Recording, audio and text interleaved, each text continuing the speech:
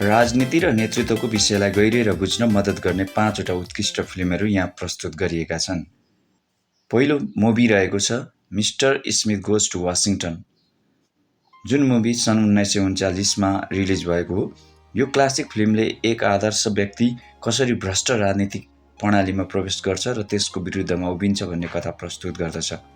यसले इमानदारी, नैतिकता र प्रणाली परिवर्तनको लागि एक व्यक्तिको अडानको महत्त्वलाई दर्शाउँछ। दोस्रो मुभी रहेको छ अल द प्रेसिडेन्ट म्यान, जुन फिल्म 1976 मा रिलिज भएको हो। वाटरगेट स्क्यान्डलमा आधारित यो फिल्मले पत्रकारिताको शक्ति र सत्यको खोजीमा अडिग रहनुको महत्त्वलाई उजागर गर्दछ। यसले शक्तिमा भएकाहरूको जवाबदेहिता र पारदर्शिताको आवश्यकतालाई पनि दर्शाउँछ। तेस्रो मुभी रहेको छ लिङ्कन, जुन सन् 2012 मा रिलिज भएको मुभी हो। अब्राहम लिङ्कनको राष्ट्रपति कालको महत्त्वपूर्ण क्षणहरूलाई चित्रण गरेको यो फिल्मले कठिन निर्णयहरू लिने, विभिन्न विचारहरूलाई समेट्ने र राजनीतिक सहमति जुटाउने नेतृत्व क्षमतालाई प्रस्तुत गर्दछ। चौथो मुभी रहेको छ डार्केस्ट आवर, जुन सन् 2017 मा रिलिज भएको यो मुभी दोस्रो विश्वयुद्धको सुरुवाती दिनहरूमा विन्स्टन चर्चिलको नेतृत्वलाई केन्द्रित यो फिल्मले सङ्कटको समयमा दृढ सङ्कल्प, साहस र प्रभावकारी सञ्चारको महत्त्वलाई दर्शाउँछ।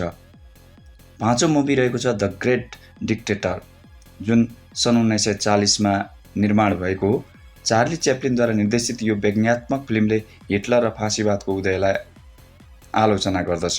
यसले शक्ति दुरुपयोग र अन्धो राष्ट्रवादको खतरालाई उजागर गर्दछ।